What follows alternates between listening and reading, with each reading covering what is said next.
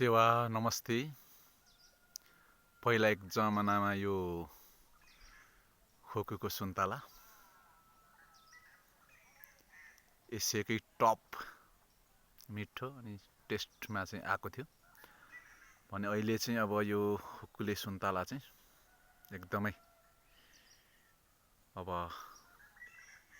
खोकुले सुन्तलाहरूको चाहिँ रुखहरू चाहिँ एकदमै जीर्ण अवस्थामा रहेको छ र यो सुन्तला अझै पनि मिठो चाहिँ मिठै हुन्छ।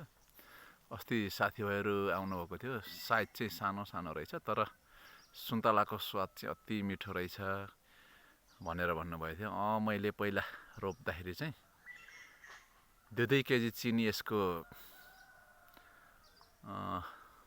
फेदमुनि चाहिँ मैले लगाएर रोपेको नि भनेर एकचोटि हाँसोको चाहिँ फोहरा छुटेको थियो हाम्रो।